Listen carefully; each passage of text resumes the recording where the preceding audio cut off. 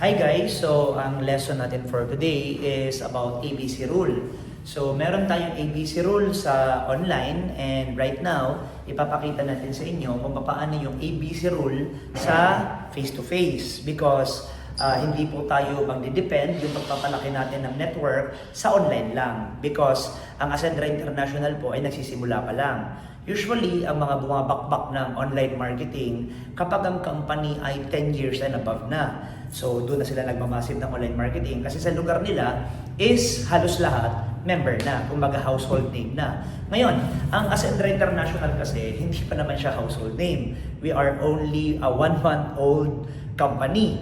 So, ibig sabihin, for the next 4 years, ang tawag sa atin ay pioneering company. So, since na pioneering company to, kailangan na ma-maximize natin ang lahat ng skills sa field, sa face-to-face. Kailangan mahalin natin yung pag-field, yung pag-face-to-face, kasi andito yung napakalawak na market, tapos malapit lang.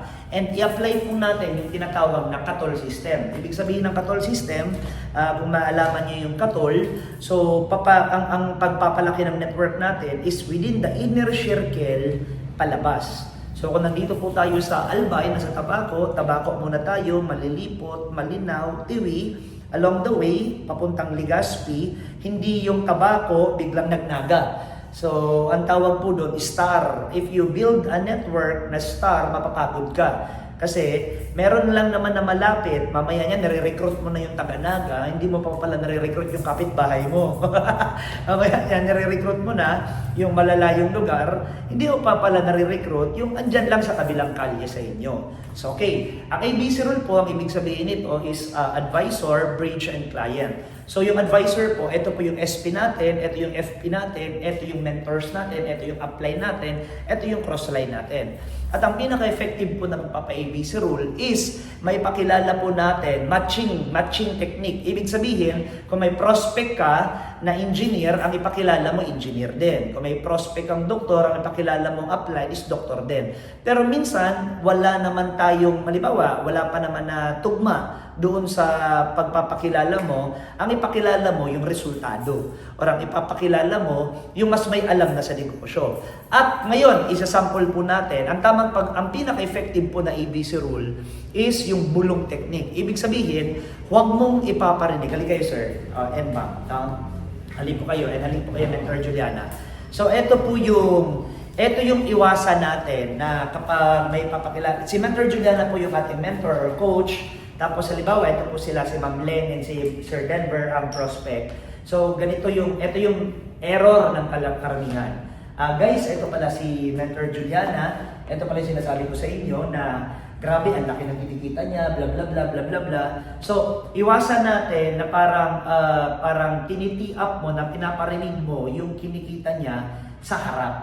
Ang tamang ABC rule is bulong system. Kumbaga parang pag ang kasama ko yung client ko, no? So ito yung client ko, si sir, tapos si ma'am, kukwentuhan ko na sila na nawala si Mentor Juliana. So mangyayari nito, ma'am, sakto nakita niyo ba yung taong yun? Yung grabe, ipapakilala ko yun sa inyo. Ang laki ng kinikita noon. Grabe, napakaswerte natin kung mabibigyan niya tayo ng oras mamaya. So ibig sabihin guys, itataas ko yung bangko ni Mentor Juliana na pabulong lang.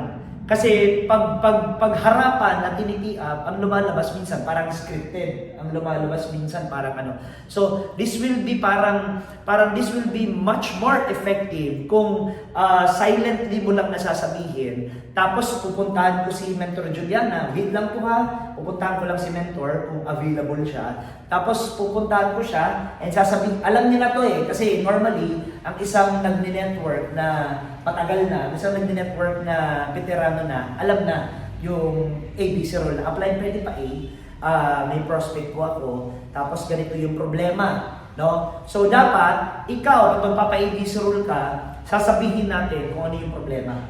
Sasabihin natin kung ano yung issue. Bakit? Para ma-address ka agad. Hindi na, mamaya pala, hindi mo sinabi na may pera pala, nagpaikot-ikot pa yung usapan. So, dapat ikaw as bridge, ikaw yung nag-invite, dapat masabi mo yung need nung client doon sa sponsor mo. Either may pera, may time, ano ba yung issue niya, so on and so forth. Apply, pwede ba akong mamaya, meron kasi akong mga invite, and hindi naman nila problema yung pera. Siguro apply, pa-push na lang bakit maganda yung executive. Okay lang, Abs? Yes, okay na. Yun. So, pag naging okay, dadalhin ko yung client papunta dito. Bakit? Ang tawag po doon, demonstration of higher value. Ibig sabihin, mas valuable si mentor, mas valuable yung time niya. So, meron kasi tayo tinatawag na neuro-linguistic programming. Na neuro-linguistic programming, parang ano to, may mga actions tayo, certain actions na nagde-demonstrate na tayo kung sino yung parang mas may authority or mas may force. Pag si Mentor Juliana ang dinala ko sa client, parang ang lumalabas, mas mataas yung value ng client. So, pag yung client, yung nadala ko doon kay Mentor Juliana, parang nagsisignal na mas mataas yung authority ni Mentor Juliana. So, mas mataas yung batting average, siya pwedeng mas makinig. So, yun po guys yung ABC rule natin. At least, bago magsimulang seminar, pwede ka magpa-ABC rule, no? Bago magsimulang seminar. Guys, may papakausap ako sa inyo, okay lang? Para mabuksan yung mind ninyo kung gaano maganda yung seminar na to. Okay lang ba bago tayo mag-start? Ito ipapakilala ko po sa inyo, sobrang galing ito, grabe. In 6 months time, kumita na to ng 300,000. Batang-bata. Wait lang po ha, tanongin ko kung available siya. Tapos pupunta ka dito. Tapos pag dito, pwede pa-share. Mag-a-attend sila ng presentation ngayon. Konting tips lang para at least tapusin nila yung seminar. Oh, sige po. Okay lang? Okay. So, grabe guys, sakto. Napakaswerte natin na libre si mentor ngayon. So, hali kayo po. Papakilala ko kayo. Apply si si Ma'am Leng, si Sir Denver. Sila po yung nakwento ko sa inyo. Ayan. So, pwede pa konting share lang kasi first time nila natin ng seminar kung ano yung pwede mong may advice sa kanila. So, ganun lang po. Ngayon, ganito yan. Last, bago tayo matapos. Kapag nag-share na po, ang eyes natin, ang mata, hindi sa prospect. Ang mata, sa sharer, sa advisor. Bakit? Kasi minsan, ang nangyayari, pag nag-share, kung saan, magsi-cellphone, mali po yun. Kapag nagpapa-ABC rule ka, ang mga huwag mong gagawin, magsi-cellphone, huwag mong iiwanan. Ang iba kasi, nagpa-share, iniwanan. Tapos, iniwanan mo yung prospect. Ano mabibigil ang prospect? Pwede ma-disrespect. Pwedeng, ano ba naman to? Akala ko. Anything na you do is crucial, lalo sa first-timer mo. Kasi pwedeng ang maging interpretation nila, ganun kang klaseng negosyante. Ganun kang klaseng kumbaga parang wala kang class, hindi ka professional, so on and so forth. So when you do ABC rule, make it sure na kumuha ka ng tao na mahalaga yung oras niya. So ipakita mo din na mahalaga yung oras niya. Huwag ka magsi-cellphone, and second, huwag ka mag-i-echo. Alam mo yung echo? Yung ba yung magsalita ka? Hi, magandang umaga po. Ayan. So, ako po ay kumita na 300. O di ba sabi ko sa inyo, kumita na siya na Sige po, kapilay. May mga tao may sakit na ganyan, na may echo. Hindi na natatapos yung ABC rule kasi nagsasalita. Ng pangalawa, huwag yung gagawin yung mag-echo. And pangatlo, kapag yung prospect nyo ay medyo nagsi-cellphone na nadidistract, ang gagawin nyo po ay ikakat nyo. Ibig sabihin, kunwari sa mag-cellphone ka, no urgency ka. Kunwari lang, pag ano ka. So, if alam mo sige magsalita ka, magsalita ka lang. Ang first time ko lang po ginawa yung negosyo, ganyan. Okay. Yan. So, ibig sabihin, ikaw kasi yung bridge. So, nasa iyo ang power ng lahat. Nasa iyo ang power ng lahat kung magiging maganda ang ABC rule or hindi, kung magpa-flop. Hindi naman siya pwede magsabi na kung siya, hindi na naman kakilala. Tama.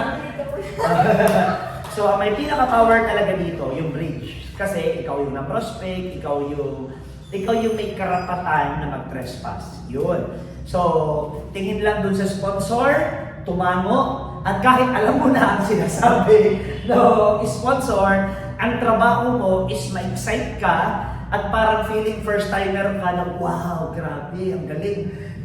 Pero alam mo naman yung sinasabi, ipapa-feel mo lang talaga dun sa first timer na napakaganda ng negosyo and tawag nito, napaka-effective ang sinasabi niya para mag-sink in doon sa sinesharean po natin.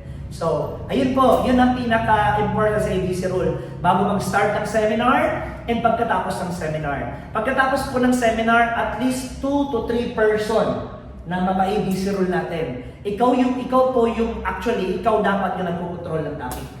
Ikaw yung nagkukontrol ng topic. Halimbawa, si Sir Denver, gusto ko na mas ma-enlighten pa siya sa ganitong area.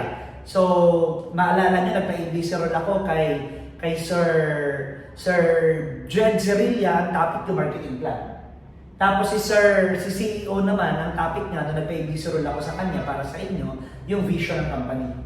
Tapos kung nagpa-ABC Rule naman ako kay CSO, tawag nito, yung kung papaano niya pinapatakbo yung as international yung network niya. So, ibig sabihin, when you will do and execute ABC Rule, make it sure na may purpose ka. Hindi ka magpapa-ABC Rule dahil gusto mo lang mag-ABC Rule. Yes. Magpapa-ABC Rule ka dahil may purpose ka. Problema ba nito? Pera?